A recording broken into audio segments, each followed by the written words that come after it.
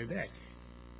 And they're on the way back in massive and challenging force, not just to the established countries in the European and Asian and American environment, but also massively challenging other countries, including yours, in this part of the world, largely because of their enormous educational activities, of their manufacturing capabilities, and their tremendous penetration of markets around the world. I'm happy to see in the analysis that I've done the last couple of days that the Philippines is still hanging in there in a number of very interesting ways, and in particular in technology. But disappointed to find this morning, and it is this morning as I got the National Statistical Coordination Board's report, that poverty in this country, which I had thought had been diminished, as I look at the figures of this morning, the poverty incidence in 2000 was 33%, 2003 30%, 2006 32.9%. And that, of course, for me as a former world banker, is a challenging statistic to place before you, as this is a country where I think you know the difference between rich and poor. The so-called Gini coefficient is as high as it is almost anywhere in the world. It's a challenge, but one that I'm sure you'll be able to confront, particularly after the debates that I've been exposed to in the last 48 hours about the governance in this country. I have no doubt that central to that is going to be the issue of equity and social justice in the country, and important indeed it is. But what also is happening in India and China is that these countries are developing really massive middle classes. The estimates for 2025 are extraordinary. In China, we're talking about 600 million people that will live between $13,000 and $50,000 a year. In India, which, as you know, lags China, started later in its economic development, the people that live between $10,000 and $100,000 will be 583 million people. This is 1,100,000,000 people in a middle class, 1,100,000,000 in two countries. And for those of you that travel in those countries, you can feel the change that is going on, and also the management challenges that are attendant to it, to try and see how the countries can do this in a peaceful manner.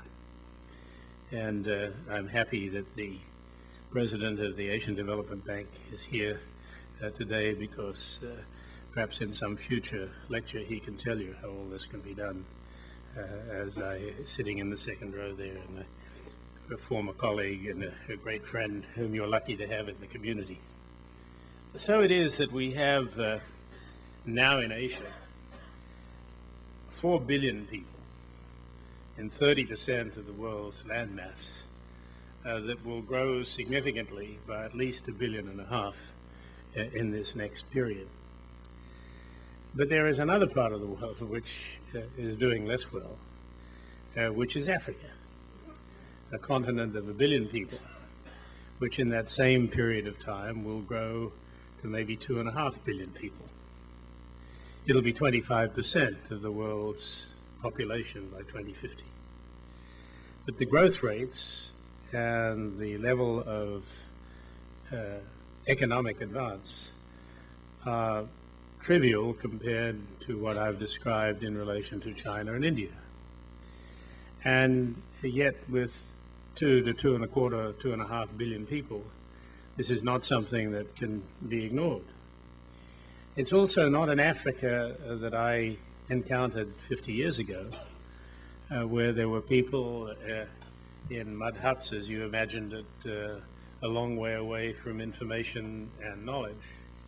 Today, as you travel through Africa, or even in the country areas, there are people with earpieces, there are wind-up radios, there is a strong environment of information flow, and a sense, unfortunately also, of those who wish to bring about a bad result in society, who are engaging people in Africa to help disrupt not only things in the 50-odd countries that are there, but also in other parts of the world.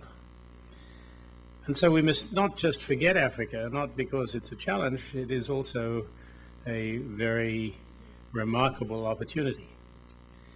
And there too we're seeing differences, because what is happening in Africa is that, as you will have seen in the last 2 years, it is India and China that are now taking a lead. The last meeting of the African heads of states was held in Beijing. I've been to many of those meetings before in my earlier capacity. The notion that it would result in an invitation from Beijing, and that's where the meetings were being held and the next meeting will be held, is something that would have seemed to me in the realm of fantasy a decade ago.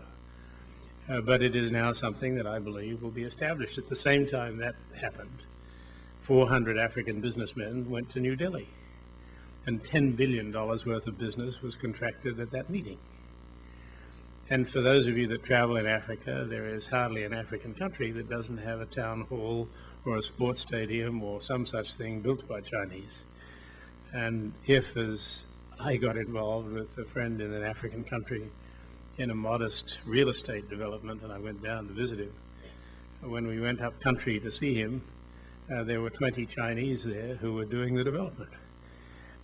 It is a remarkable change in terms of the way our world is looking.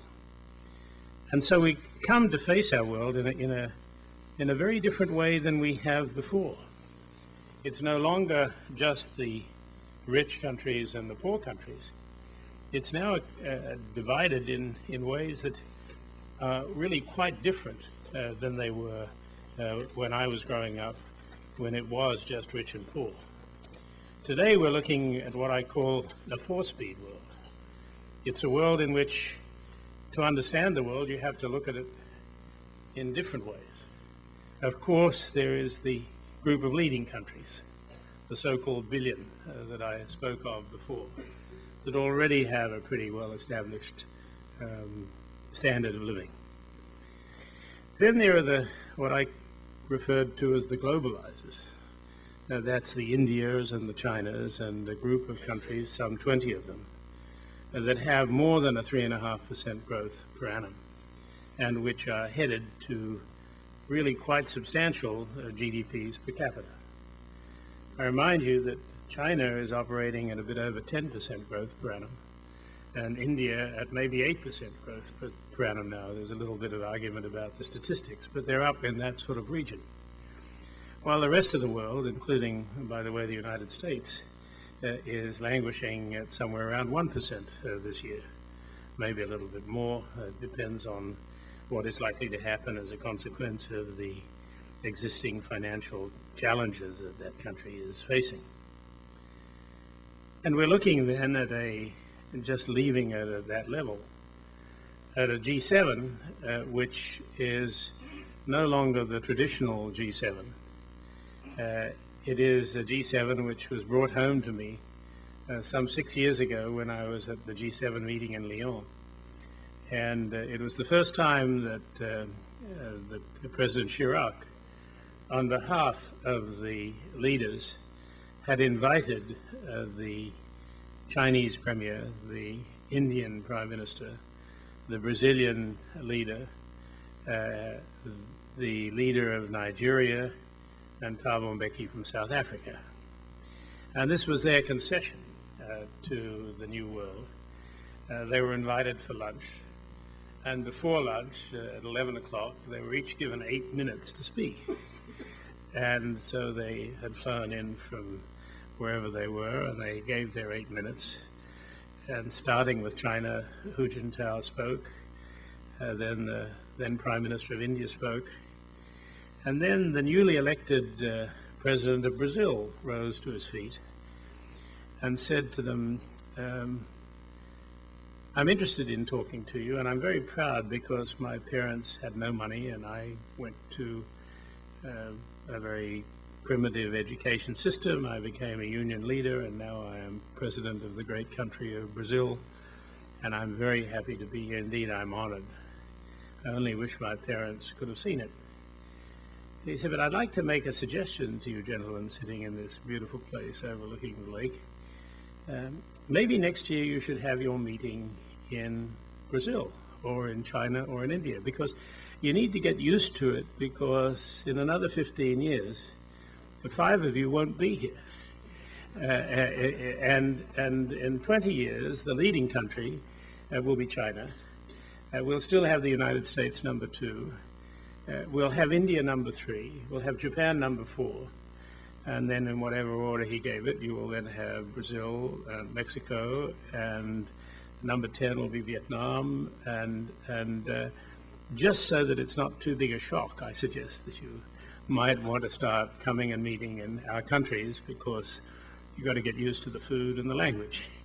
And I thought that was a pretty gutsy thing to say. And of course everybody laughed. But the truth of the matter is that that is the way that our planet is going.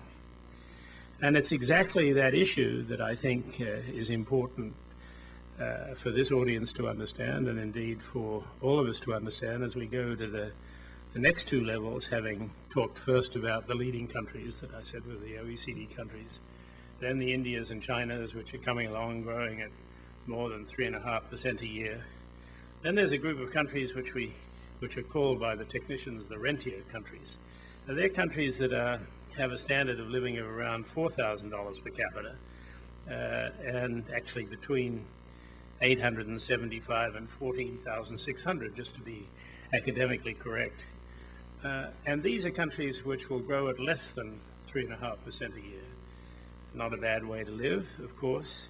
They represent 1,300,000,000 people. A number of Arab countries are amongst them. A number of countries in this region are amongst them. And then there are the laggards, as they're called.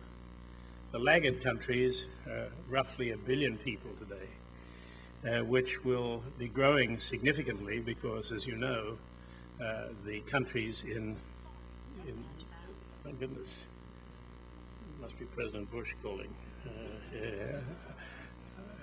I'll tell him that I've been speaking nicely about the United States. The laggard countries will grow, and they will have, in another 25 or 30 years' time, a doubled population. And the question that I think those countries and that we face is still the issue of poverty. We are not, and hearing your statistics this morning, we're not doing a very good job of poverty. There are those in China and India who will not make the cut in terms of middle class. And they're not just a few of them, there are hundreds of millions of them. There are also a couple of billion coming through in Africa, for whom the future is not a dream. Or if it is a dream, it's not a great dream because of what they have learned in the past.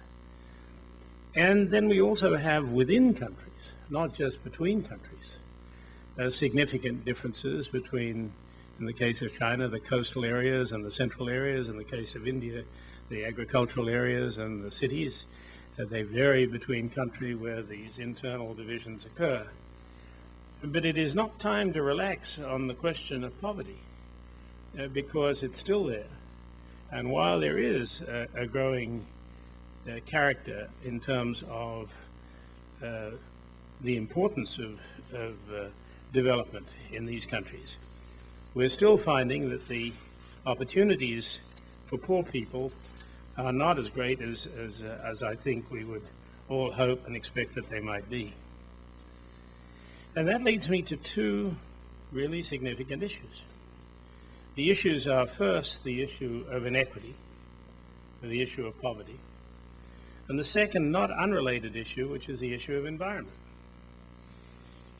For those of you that have been in the environment business or have taken an interest in it, there is just no doubt that poverty and development in poverty countries does lead to environmental degradation.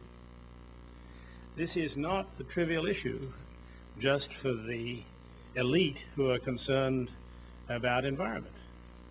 This is a hard-edged economic issue because the impact of environmental degradation